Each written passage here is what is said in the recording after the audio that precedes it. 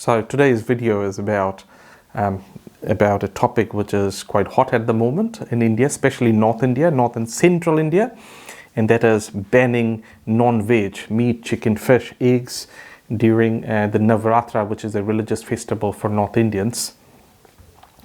And quite a few people and groups have clashed because they don't want other people to have this meat, chicken, fish during those 9 or 10 days where a lot of these North Indian Hindus are, going through their fasting and religious festivities. Now, what the controversy is about is actually not about those people that are following that tradition, but it's actually stopping other people that are not from going about their normal lives and eating food that they would like to prefer and that they would like to eat. So to understand what this entire controversy is all about, we need to understand what North Indian vegetarianism is all about. And it's an interesting phenomena, right? So we need to understand who's a vegetarian, who's a non-vegetarian in North India, and go from there. So North Indian cuisine is predominantly vegetarian. Straight out of the bat, I would think that 80 to 90% of North Indians are actually vegetarians.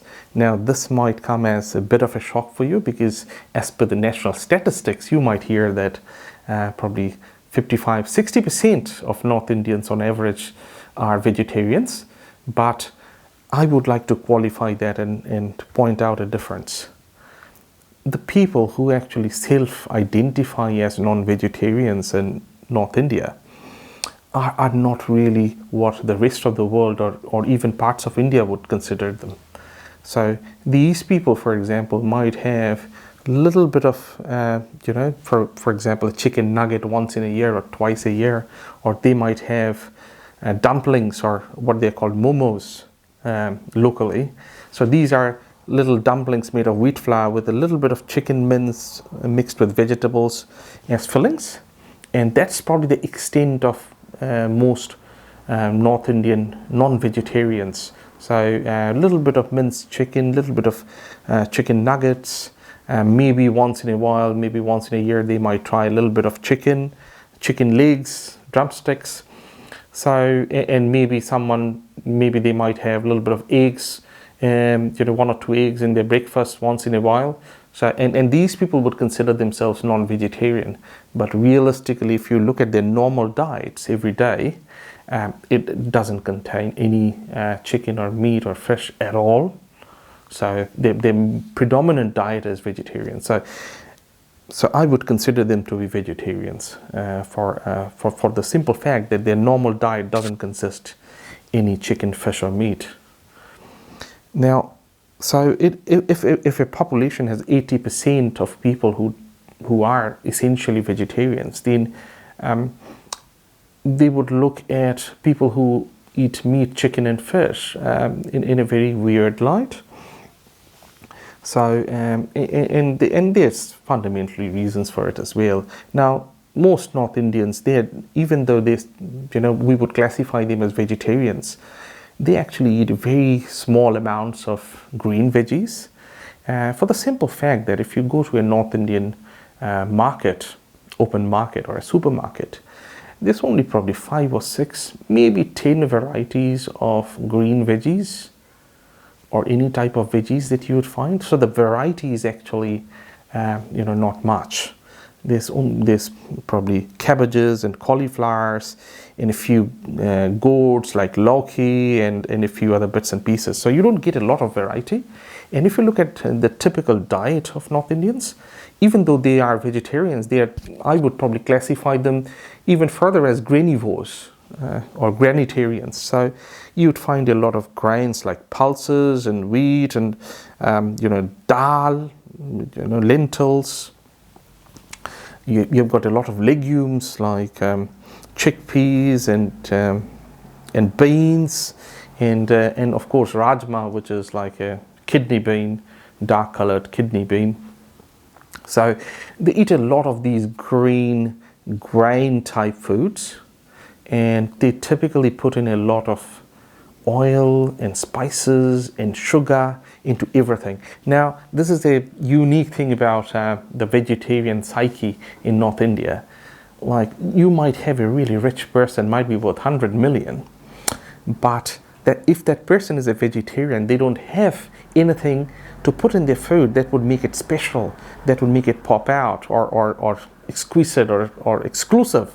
So what they would do is, to make it more tasty and palatable, they would put in lots of oil. They would make it really oily, they would make it really spicy, and that's how they distinguish it.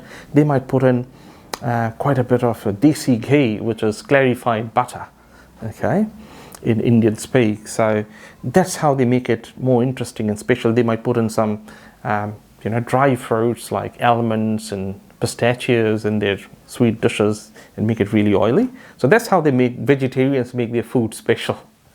They would eat a bit of cottage cheese or paneer is what they call them.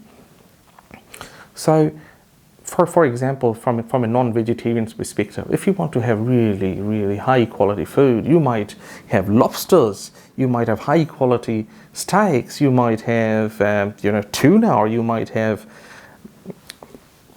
salmon, for example. So these are really exclusive ingredients that can make your food pop out, but the North Indian typically don't have that option. So they will just make it richer and spicier to make it more tasty, more palatable, and to satisfy their egos, right? So that's something unique about their food, and also the fact that they put a lot of reverence on roti, or the Indian flatbread, North Indian flatbread. So they put, and even on that flatbread, they would put heaps of that desi ghee or clarified butter made from buffalo milk, sorry, not meat. So that's what makes their food special.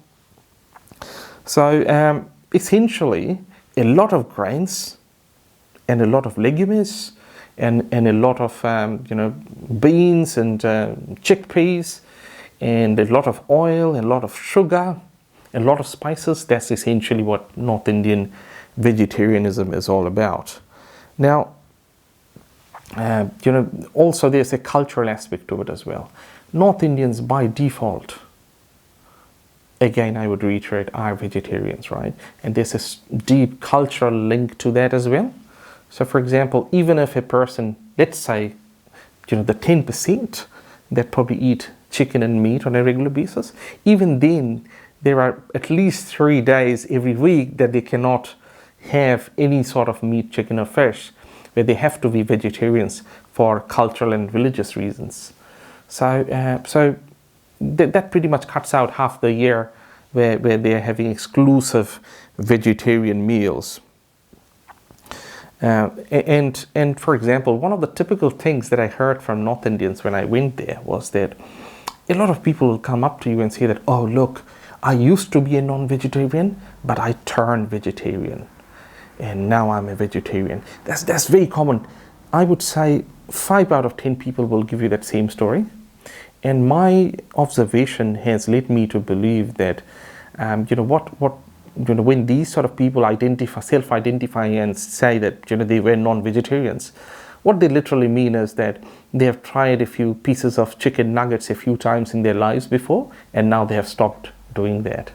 And that's a very trendy, a fetish thing to say in North India. Hey, look, I've tried non-veg, I know what it's about, but I've stopped eating it because of a higher reason. Okay, that's very common.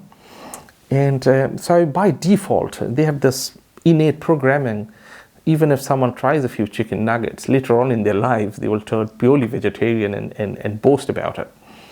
So that, in a nutshell, is what their innate programming is. Now, another interesting aspect of North Indian vegetarianism is how it relates to the North Indian machismo, okay, the manliness. Now, I grew up in a culture, as a kid, we thought that if there was another boy who didn't like eating meat, red meat, we used to think that chap is a weakling, that kid is a weakling, right? It's probably not going to grow up to be a manly man, and the mark of a manly man was to eat as much red meat as possible. So if someone was not that manly, they would probably eat a lot of fish and a lot of chicken and a lot of eggs. So in order to be a man, you had to eat a lot of red meat as much as possible. But that perception came in for a shock when I went to North India, because I saw all these guys who used to dress nasally, carry themselves in a macho way. But when you talk to them, you realize that they're pure vegetarians. And that was a shock to my system, because I could never ever conceive in my life that someone who's a vegetarian can even have any thoughts or any misconceptions about being manly. And I think I would say that if you look at most parts of the world outside of India, I think people will agree with me here that eating meat steaks, for example, is an essential or typical part of being a man. So that was something that